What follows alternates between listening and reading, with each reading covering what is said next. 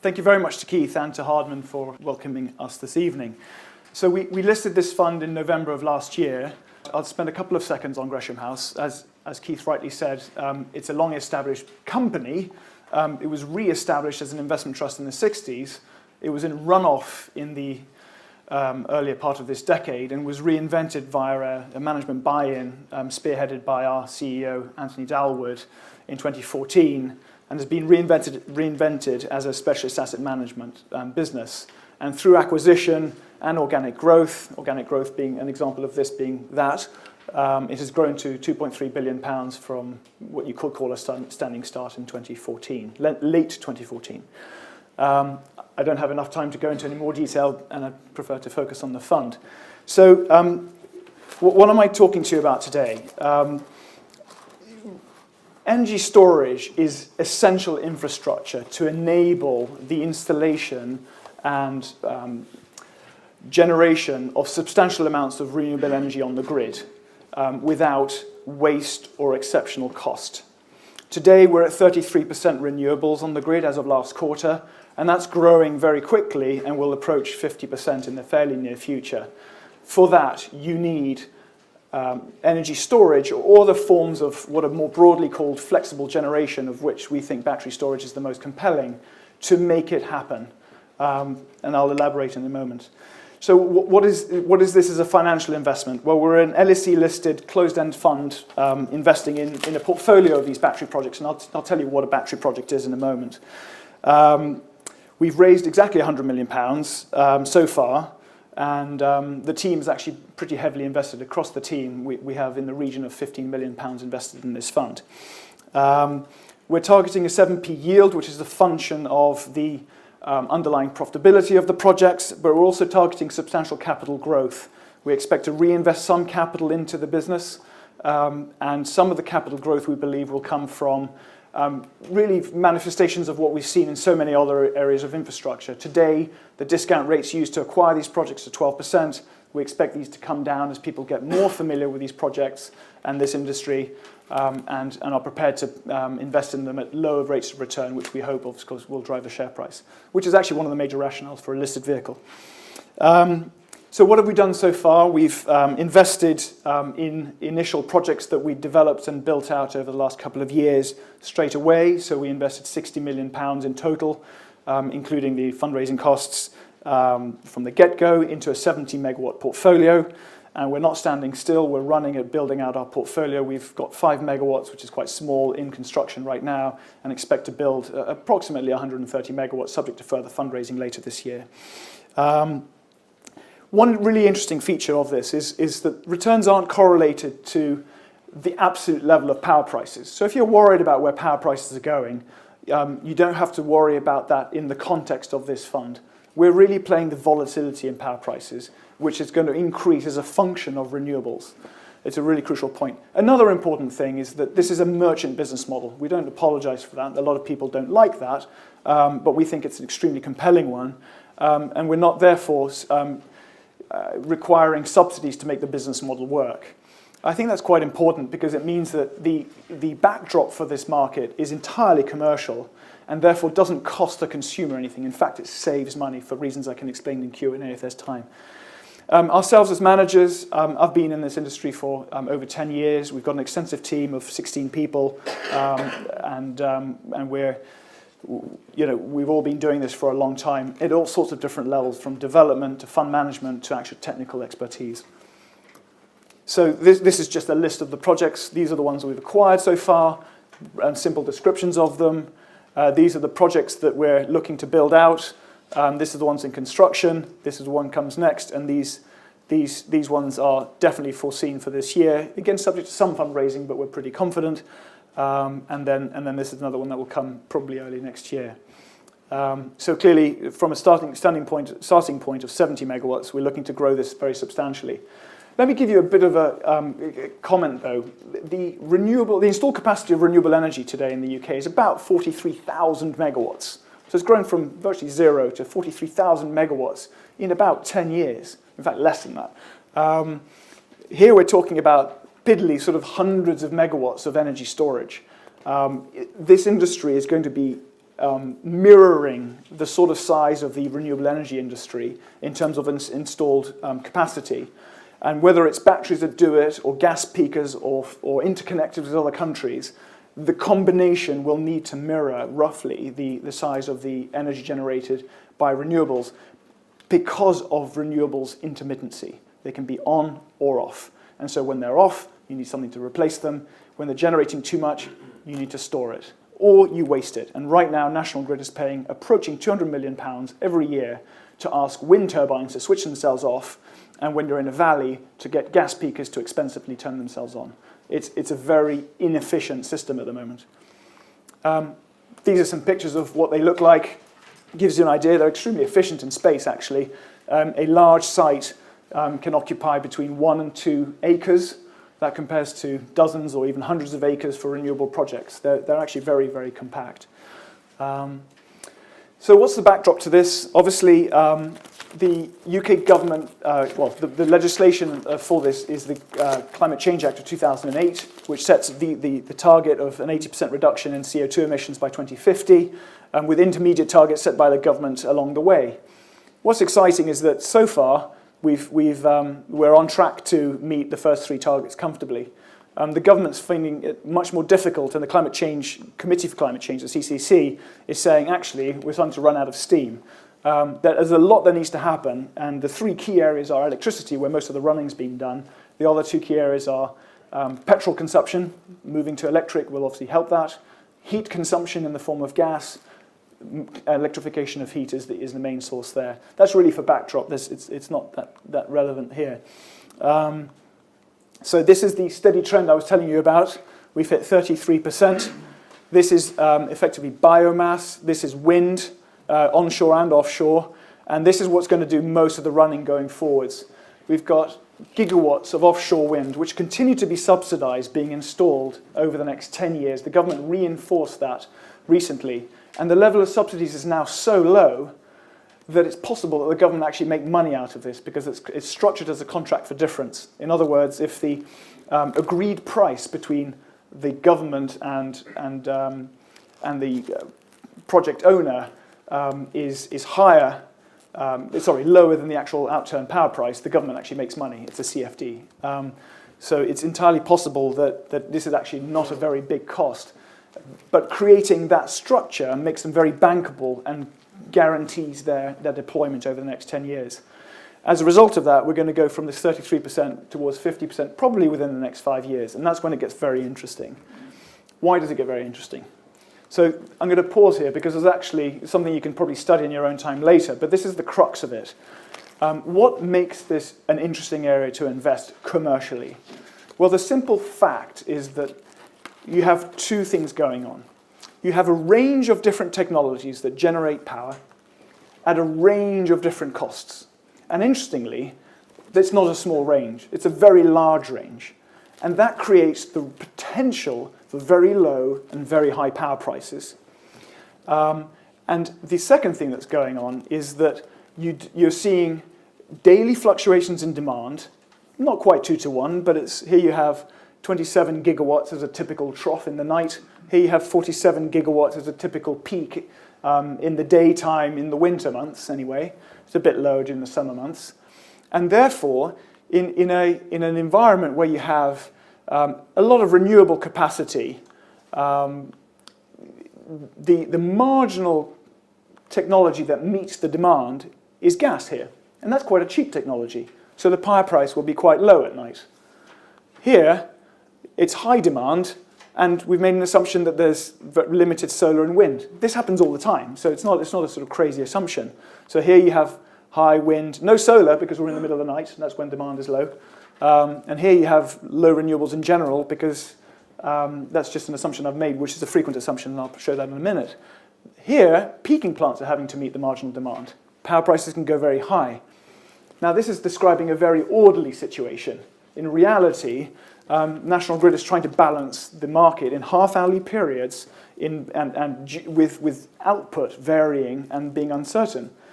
Therefore, these are sort of the sensible ranges of about 0 short-run marginal cost to over £100 short-run marginal cost. But the reality is that you can go substantially negative or well above that. in your minds, if you don't mind, fast forward to a world where, so this is going to be a constant. This is pretty much what we're going to keep seeing. Peaking plant meeting the marginal demand when demand is high. But imagine a world fairly soon where you have much more renewable power. This wind will move up.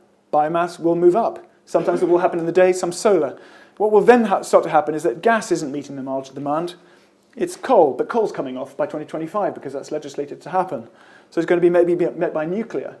But what if this combination of technologies are all generating 100% of what we need, or let's say 105%? Nuclear won't switch itself off because they don't. They're technically very difficult to turn down very quickly. Renewables, well, they're incentivized. They're going to get paid whether they earn a zero power price or a very high power price because they're getting their generation tariff. So what happens then is that they need to be paid by National Grid to turn down.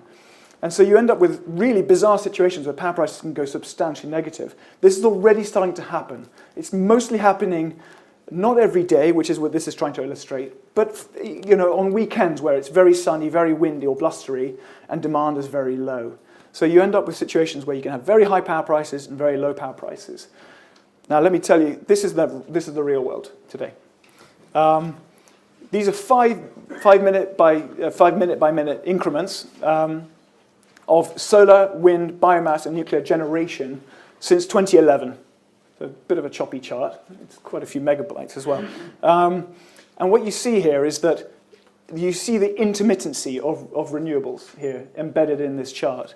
And that leads to situations where increasingly you're getting up towards the very upper bands of all power being met by renewables. And these bulges here, by the way, are the summer months where solar is generating during the daytime and causing problems when they're approaching 100% of total generation, because you've then got to ask all gas to switch off for a few minutes.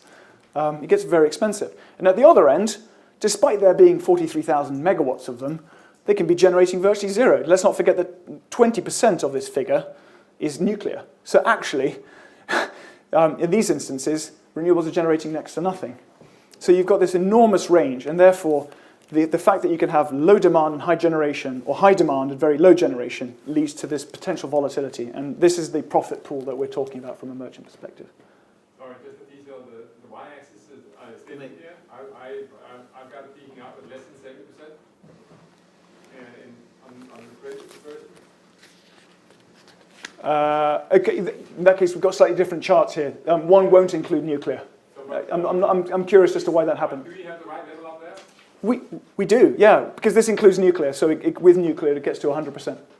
Okay, sorry about that. I'm not sure why we've ended up with different charts. Does everyone have 70% on that chart? Anyway, let's move on. To the points I was making, so far we've only got a very little amount of flexible generation. Batteries are only 500 megawatts. We've got other forms of flexible generation which can help support the grid in forms of interconnectors with France, Ireland, the Netherlands, and others are contemplated, but they don't perform very efficiently because they're really running their own business model. They don't really care about balancing supply and demand in real time. And then you've got some gas peakers. But gas peakers only deal with situations where there's peak demand. They don't actually help get power off the grid when there's excess generation. So you need something for that, and batteries do that very well. But in any case, this speaks to the general need of what this market's going to be. And this is not our forecast, this is a third-party forecast of how big this market will be. Now, this might sound fantastical, but actually this rate of growth is very similar to what we've seen in renewables. In fact, it's slower. This speaks to 36-odd gigawatts in 2030. In a far shorter period of time, we've got to the over 40 gigawatts of generation of renewables in the UK. Ben, you've got about another 3 minutes. Okay, I think we're getting there. Batteries getting cheaper, therefore the projects are getting more profitable. More volatile, cheaper projects, expanding IRRs. Don't need to say any more than that. And then how do we position ourselves? Do we put ourselves behind the meter, as we call it, on someone else's premises? Do we co-locate, another expression in industry, with wind or solar projects? Again, something else that you could do. Actually, what we think is most profitable is to build your own project connected to your own grid connection on the grid to really capture the extremes which manifest themselves in the wholesale power markets, not being tied to another owner of an asset type. I can go into more detail on that. So our revenues, effectively trading, what we call asset optimization. Here you're capturing the peaks and troughs of the day, or you can make your asset available for something called frequency response. Second by second, National Grid needs to maintain the frequency on the grid at 50 hertz. You can provide that very well with batteries. Those are the alternative revenue models. The amount of demand for this is limited, frequency response. It's about a gigawatt market of demand. The opportunity in asset optimization, as I expressed earlier, it's in excess of 30 gigawatts in terms of potential demand. So this is going to be the mainstay market. These are more smaller levels of revenue, so I won't go into the details. And so we expect over 70% of our revenues to come from trading, what I've mostly been describing in my presentation. But frequency response is a lucrative market, which you can do at times of day when you know that frequency asset optimization or trading is not so profitable. I won't go into this detail. This is where we say we're very cost-focused, and we have a very good team in terms of the level of expertise that we've got, but don't have the time to discuss it in detail. So in conclusion, essential infrastructure, supporting the government to meet its long-term energy transition targets. Batteries, we think, are the winning technology over gas peakers or interconnectors or anything else. And then the attraction of these investments is not just a nice return, very high EBITDA margins, but just the asset backing as well, without the need for subsidies. I'll pause there. Thank you very much. I hope that was interesting. Can I stay here? Yeah. Yes, we'll take some questions now. Donald is there with a microphone, so if you put your hand up, Donald will come to you. So who'd like to ask the first question? Let me ask the first question then. So let's talk about the risk in the capital cost of build and the data that there is about the lifespan of the batteries, how reliable that might be. So the cost to build these projects is coming down all the time, mainly as EPC contractors, the contractors that build these projects, get more accustomed to them as we build them at bigger scale, leading to greater potential to do things. And actually, batteries have got so cheap now that the auxiliary equipment is actually the majority of the cost, whether it's the concrete or the inverters and transformers and, dare I say, fencing and all sorts of other things. The batteries are now only a quarter of the cost of the project. What was the second question? The longevity. The longevity of the batteries. Guarantee around that. Well, there are warranties on our batteries, warranties on cycle life, so long as you use them in a prescribed way, that you agree with the battery manufacturer. So there are standard terms in the battery industry around cycle life, around the rate of degradation and therefore capacity relative to the beginning of life capacity and so on. And you can model that in great detail actually nowadays, in the same way that you can for electric cars. Lithium-ion technology, which is what we use, has been around since 1991, and in large scale for cars or battery storage for at least 10 years now. So it's actually surprisingly mature technology, and it's a breeze to maintain compared to mechanical equipment. Okay, thank you for that. I was going to ask a bit more about the technology, because I think the proposition that and the problem with renewables for years has been that you generate renewable energy, but it's where you don't want it, when you don't want it. Yeah. So batteries, clearly the opportunity to store is very, very attractive. Right. But I'm intrigued about the technology. Just touching on that. Yeah. Are you using one technology or multiple technologies? Because I just wonder whether or not the technology for batteries is necessarily reached the point that it's its end point in terms of development. It certainly hasn't reached its end point. That being said, the rate of progress in the battery industry is famously slow. Batteries have a set of characteristics. They obviously have a cost, they have a cycle life, they have a rate of degradation, they have a peak power capability, they have a size, how energy dense they are and how much space they'll take up, and a few other things that are more operationally sensitive, like temperature ranges and so on. Lithium-ion probably is approaching the limits of what's possible in the real world. But it is in the sweet spot. A particular type of lithium-ion, which we use, and has been around a long time, is in the sweet spot.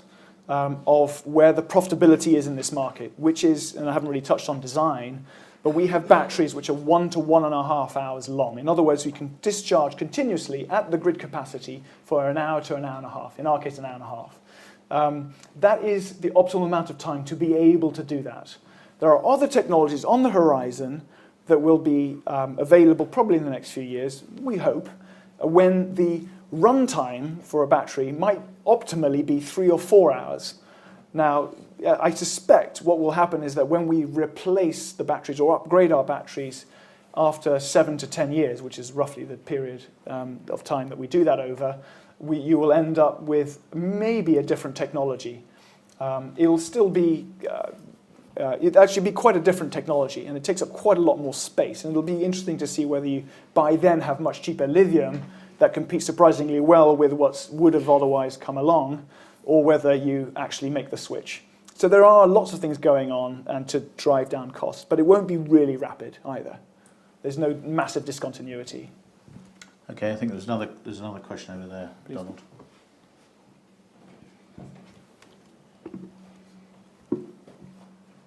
Okay. Nigel Hawkins, Hardman and Co. Hi, Nigel. Hello, evening to you. Just want to ask about location. I'm interested in your plant location. Am I right in thinking they're correlated to the weak points of the grid? No, and they don't need to be, because you can capture the instability and deal with, on behalf of National Grid, with the instabilities in frequency or with the highs and lows from anywhere in the network. It travels at the speed of light. So that's actually not a necessity. There are, just to that point though, there are points on the grid where you have more generation at peak output by wind turbines and so on, where there are effectively weak points, constraints. And in those situations, renewable plants have to be paid to switch off. If we install, and we are installing some in some areas that have that sort of issue, either because of offshore wind coming onshore near there, or other reasons, just onshore wind. And you have a lot of this in Scotland as well, for obvious reasons. A lot of wind in Scotland, most of the wind has been installed up there. That battery projects make a lot of sense in that area to remove those constraints. We're not necessarily favouring those as a core part of the business model, because it's more attractive to focus on the most economical site as a function of the grid connection cost. And so where you locate these really is where the grid connection is possible, where you have the capability.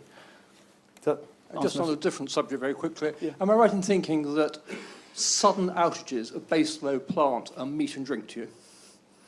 Sudden outages of baseload plant create frequency deviations, the very rapid frequency deviations, something the National Grid calls rate of change of frequency events, or just an event in simple terms. Yes, that is meat and drink for the frequency response contract. It can also lead to enormous spikes in power prices, as has happened in the past, in 2016 in particular, where there are some famous events. So yes, the short answer. Thank you. Is there one last question? There will be time afterwards. Donald, I think there's someone on your left there.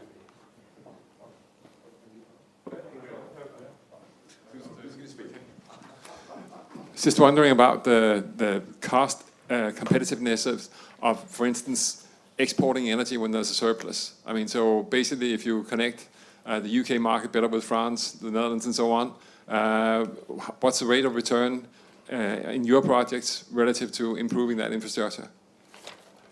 Are you talking about the rate of return of installing an interconnector, for example? Basically, whether that's sort of a competitive threat to you.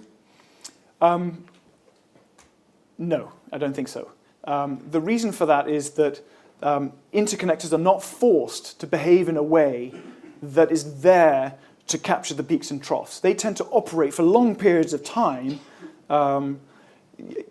when there's a differential, whether it's caused by currency or regulation or something else, and therefore they're not reliable participants in the flexibility opportunity, or haven't been so far. And that's actually been tested and analysed. You know, there's as a capacity factor, if you like. You know, how often are they available to deal with situations where they would be useful? They have not. The other point I would make is that When there's excess generation as a function of a lot of wind or a lot of solar, or both, we want to export our power via interconnectors. But guess what? The greatest likelihood is that there's excess generation from solar and wind in other neighbouring countries because the weather tends to be similar across Europe. So you end up with a situation where the interconnector is actually not useful. So that's really, those are the sort of two key points on that. So, my Scandinavian accent, but Denmark, Norway, and Sweden are pretty closely connected. Sure. And sometimes Denmark will have an excess of power, Sure. primarily because of wind. Yeah. They send it to Norway and Sweden, who've Yeah. got the hydro, which they can sort of switch on and off as they like. Yeah. So how come that is being done currently? Is it because of different regulations or other differences? No, well, I don't know those markets very well, but there are always situations where, at the margin, they can help, but they're not necessarily. But it could be driven by price differences between the countries, for whatever reason. And I haven't explored those countries in detail, so I can't answer you very coherently. But the interconnectors are used, but they're not necessarily being used effectively for flexibility events. I think that's the main point. Okay, thank you very much. I think she's got a low battery, actually. That's just why it keeps going off. Ben, thank you very much. There's obviously a chance to ask questions afterwards. Thank you very much, Ben. Thank you. Thanks, Steve.